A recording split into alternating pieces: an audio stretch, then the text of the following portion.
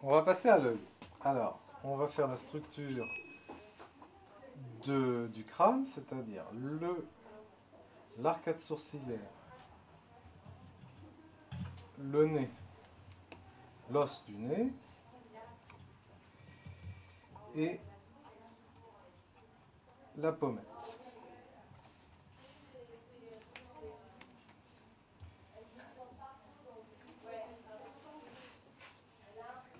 Voilà, l'os de la pommette, l'os de la pommette ici, le crâne, le front, l'arcade sourcilière et le début du nez, avec le creux pour l'orbite, pour l'œil. Voilà. Donc là, on a un morceau de crâne. Et on va voir comment l'œil va se placer et comment la forme de l'œil va être dépendante de la structure de base, la structure sous-jacente au volume. Donc, à l'intérieur, on va mettre un morceau d'œil, parce que je n'arriverai pas à mettre une boule entière. On va faire un semblant de pupille et d'iris. Donc,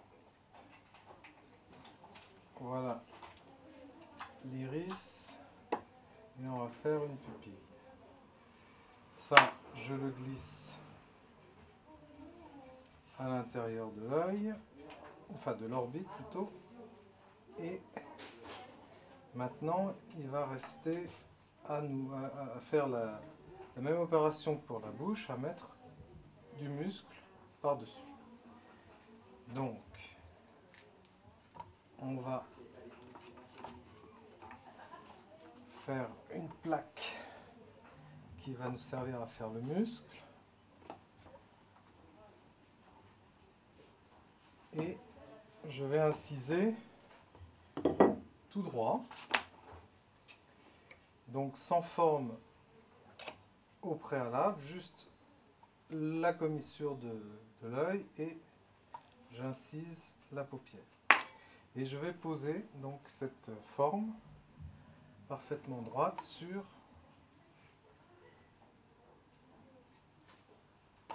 la structure.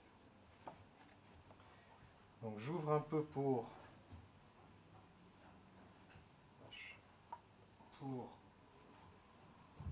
positionner le coin de l'œil et j'applique sur ce qui pourrait être le crâne.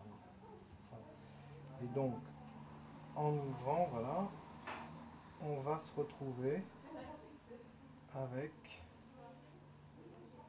une forme à peu près d'un œil. Voilà. Et on voit que si l'œil est un peu plus ouvert, il n'y aura pas, à la base, disons, l'incision sera rectiligne.